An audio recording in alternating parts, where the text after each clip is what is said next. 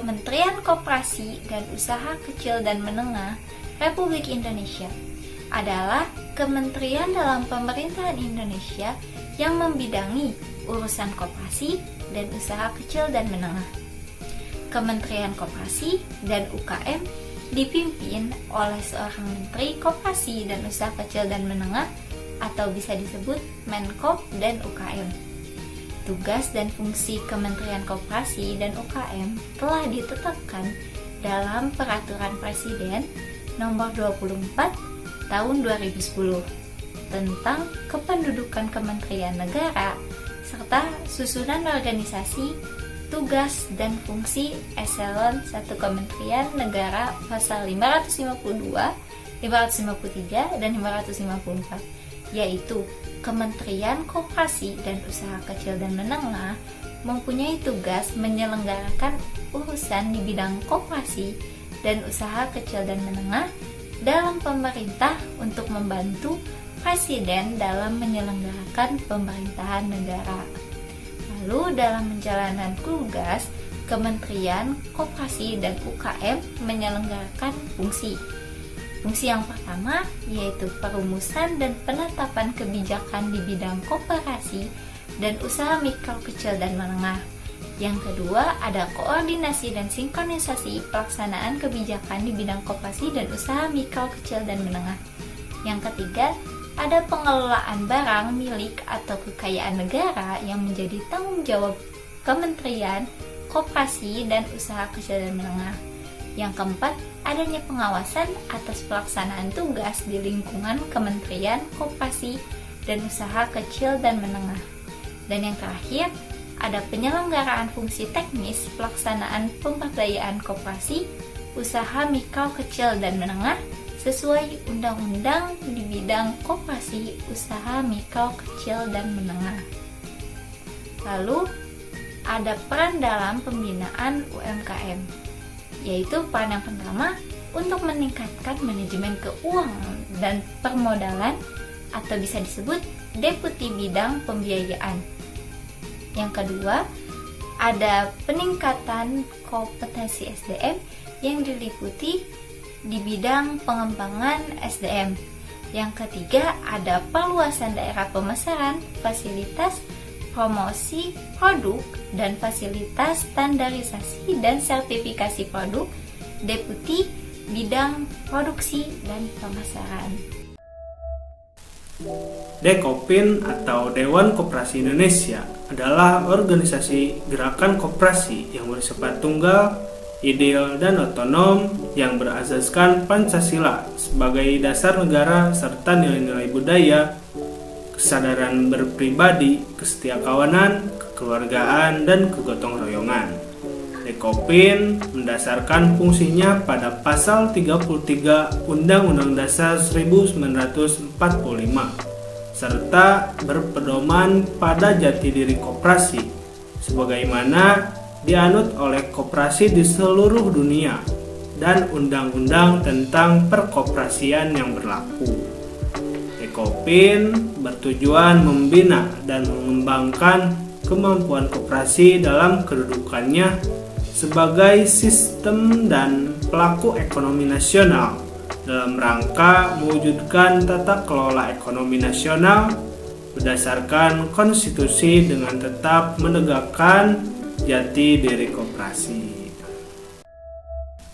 FKKMI atau Forum Komunikasi Koperasi Mahasiswa Indonesia didirikan pada tanggal 11 April 1988, tepatnya pada acara Musyawarah Nasional Koperasi Mahasiswa yang dilaksanakan di Jatinangor, Sumedang, Jawa Barat. FKKMI didirikan sebagai wadah untuk menampung dan merumuskan informasi kepada koperasi mahasiswa se-Indonesia, pusat pendidikan, penelitian dan pengembangan, kaderisasi, dan juga pembinaan.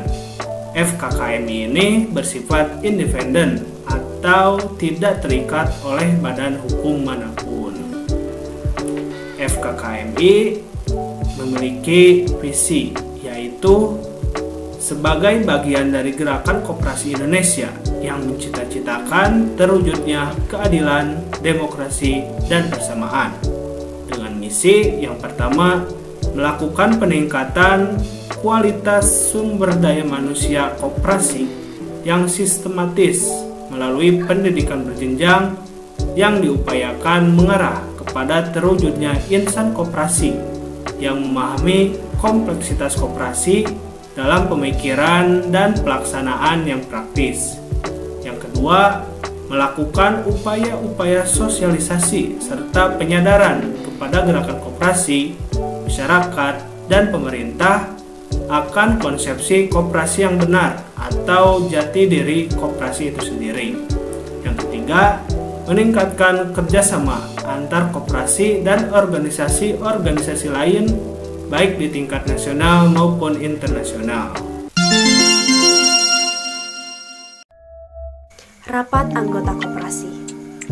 Rapat anggota koperasi merupakan suatu wadah dari para anggota koperasi yang diorganisasikan oleh pengurus koperasi guna membahas seluruh permasalahan untuk kepentingan organisasi koperasi dan usaha koperasi. Rapat organisasi dilaksanakan untuk mengambil suatu keputusan yang mengikuti asas musyawarah mufakat dengan keputusan suara terbanyak dari para anggota yang hadir. Dalam pelaksanaannya, rapat anggota koperasi harus mengikuti aturan-aturan yang telah diatur dalam anggaran dasar dan anggaran rumah tangga yang ada. Suatu koperasi ataupun organisasi formal lainnya seharusnya mengatur tentang rapat anggota mulai dari waktu pelaksanaan, jumlah anggota quorum, aturan atau tata tertib acara rapat anggota, dan berbagai hal yang dibutuhkan untuk menertibkan jalannya rapat anggota koperasi serta kerja koperasi selanjutnya. Menurut TNP3K, rapat anggota dalam koperasi merupakan suatu lembaga atau institusi, bukan sekedar forum rapat. Rapat anggota koperasi adalah suatu perangkat organisasi koperasi dan karenanya merupakan suatu lembaga struktural organisasi koperasi. Segala keputusan yang dikeluarkan rapat anggota koperasi sebagai lembaga struktural organisasi koperasi mempunyai kekuatan hukum karena merupakan hasil dari suara terbanyak pemilik koperasi. Di samping itu, setiap anggota koperasi memiliki hak suara yang sama sesuai dengan prinsip koperasi yang menyatakan bahwa koperasi adalah suatu kumpulan orang dan bukan kumpulan modal. Karena itu, keanggotaan suatu koperasi dengan membayar simpanan pokok dan simpanan tersebut sama jumlahnya bagi setiap anggota. Hal dimaksud juga ditegaskan pada pasal 22 Undang-Undang Nomor 25 Tahun 1992 tentang perkoperasian sebagai berikut. 1. Rapat anggota merupakan pemegang kekuasaan tertinggi dalam koperasi.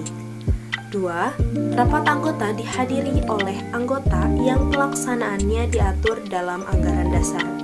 Yang ketiga, rapat anggota juga diartikan sebagai institusi karena telah melembaga dalam organisasi koperasi dan pelaksanaannya diatur dalam anggaran dasar koperasi. Sebagai salah satu lembaga, rapat anggota memiliki fungsi, wewenang, aturan main, dan tata tertib yang ketentuannya bersifat mengikat semua pihak yang terkait. Rapat anggota, seperti yang dijelaskan, memiliki peranan sebagai pemegang kekuasaan tertinggi dalam koperasi. Rapat anggota koperasi memiliki kedudukan yang sangat menentukan, berwibawa, dan menjadi sumber dari segala keputusan atau tindakan yang dilaksanakan oleh perangkat organisasi koperasi dan para pengelola usaha koperasi.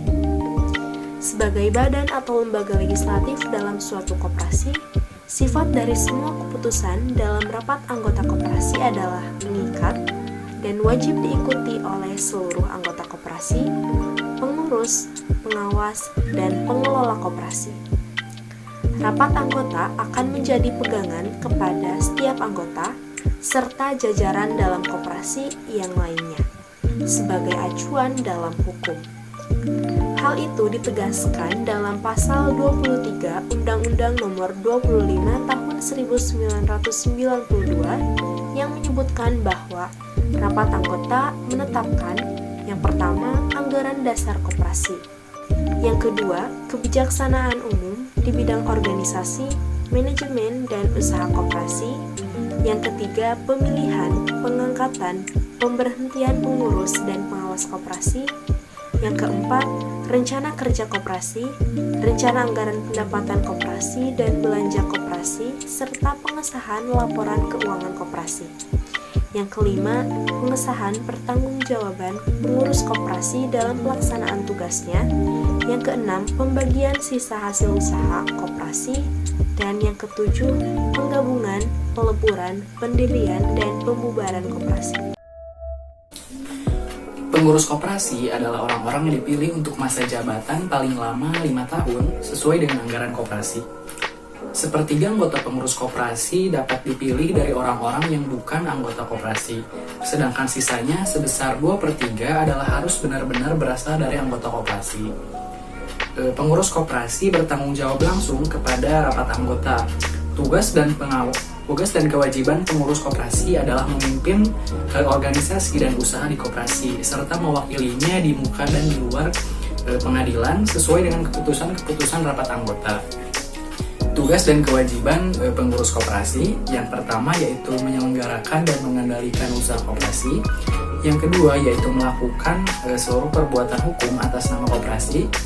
Yang ketiga yaitu mewakili koperasi di dalam dan di luar pengadilan. Yang keempat yaitu mengajukan rencana kerja, rencana anggaran, pendapatan, dan belanja koperasi. Yang kelima yaitu menyelenggarakan rapat anggota serta mempertanggungjawabkan pelaksanaan tugas kepengurusannya. Yang ketujuh yaitu memutuskan penerimaan anggota baru, penolakan anggota, serta pemberhentian anggota. Yang ketujuh yaitu membantu pelaksanaan tugas pengawasan dengan memberikan keterangan dan memperlihatkan bukti-bukti yang diperlukan.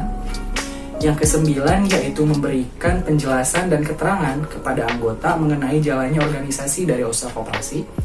Yang seterusnya yaitu memelihara kerukunan di antara anggota dan mencegah segala hal yang menyebabkan perselisihan, menanggung kerugian koperasi sebagai akibat karena kelalaian dengan ketentuan yang berlaku, meminta jasa audit kepada koperasi jasa audit dan atau akuntan publik yang biayanya ditanggung oleh koperasi, dan biaya audit tersebut dimasukkan di dalam anggaran biaya koperasi.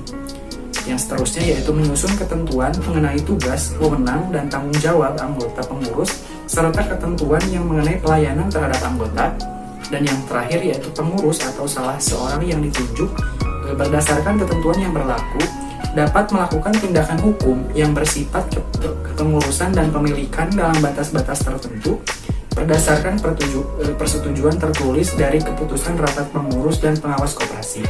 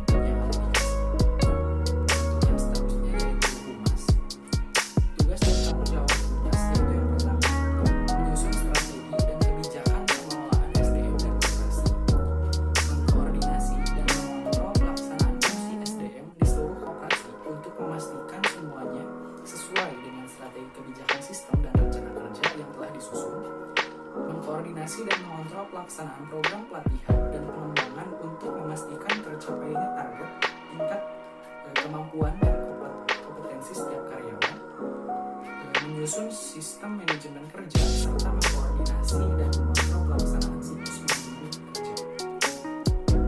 Yang seterusnya yaitu administrasi. Tugas dan tanggung jawab dari administrasi yaitu yang pertama, mengatur surat menyurat yang ada di koperasi, mengarsipkan dokumen-dokumen koperasi, memonitor kebutuhan rumah tangga dan ATK koperasi, mempersiapkan rapat-rapat di koperasi, menjadwalkan kegiatan-kegiatan yang dilakukan koperasi. Untuk selanjutnya itu akuntan. Tugas dan tanggung jawab akuntan pertama itu bertanggung jawab dalam pencatatan penerimaan pengeluaran kas. Yang kedua itu bertanggung jawab atas perbuatan laporan keuangan, neraca, laporan rugi laba, arus kas dan lain-lain. Dan yang terakhir yaitu bertanggung jawab atas rekonsilieasi bank. Untuk selanjutnya yaitu kasir. Tugas dan tanggung jawab dari kasir yaitu membuat bukti keluar masuknya uang yang ada di koperasi, bertanggung jawab atas dana kas kecil, bertanggung jawab atas keluar masuknya uang, dan bertanggung jawab membuat laporan harian. Dan yang seterusnya yaitu manajer dan pengelola. Tugas dari manajer dan pengelola yaitu yang pertama, membantu memberikan usulan kepada pengurus dalam menyusun perencanaan dan merumuskan pola pelaksanaan kebijaksanaan secara efektif dan efisien. Membantu pengurus dalam menyusun uraian tugas bawahannya, menentukan standar klasifikasi dalam pemilihan dan promosi pegawai. Pengawas dalam koperasi. Pengawas dalam koperasi merupakan perwakilan anggota yang tugasnya adalah melakukan evaluasi dan pengawasan terhadap pelaksanaan hasil rapat anggota yang dijalankan pengurus koperasi. Pengawas dipilih dari dan oleh anggota koperasi dalam rapat anggota. Pengawas bertanggung jawab pada rapat anggota. Persyaratan untuk dipilih dan diangkat sebagai pengawas ditetapkan dalam anggaran dasar. Seorang anggota yang ingin menjadi bagian dari badan pengawas harus memenuhi syarat-syarat sebagai berikut. Yang pertama, setia dan taat kepada Pancasila dan Undang-Undang Dasar 1945. Yang kedua, jujur, adil, dan objektif. Yang ketiga, mempunyai kemauan dan kemampuan untuk melakukan pengawasan. Yang keempat, tabah, sabar, dan teliti serta bijaksana dalam mengambil keputusan. Yang kelima, berwibawa, disegani, dan dapat menjadi suri tauladan dalam masyarakat. Keenam, diutamakan untuk mereka yang mempunyai latar belakang pendidikan dan pengalaman mengenai pembukuan. Dan yang ketujuh, telah mendapatkan pendidikan koperasi dan berjiwa koperasi. Pasal 39 Undang-Undang Republik Indonesia Nomor 25 Tahun 1992 menjelaskan bahwa pengawas bertugas untuk 1. Melakukan pengawasan terhadap pelaksanaan kebijaksanaan dan pengelolaan koperasi. 2. Membuat laporan tertulis tentang hasil pengawasannya. Untuk wewenang dari pengawas yang dijelaskan juga dalam undang-undang ini yaitu 1. Meneliti catatan yang ada pada koperasi. 2. Mendapatkan segala keterangan yang diperlukan. Oleh karena itulah, jabatan pengawas tidak merangkap dengan jabatan pengurus. Dalam menjalankan tugas dan wewenangnya, pengawas harus merahasiakan hasil-hasil pengawasannya terhadap pihak ketiga.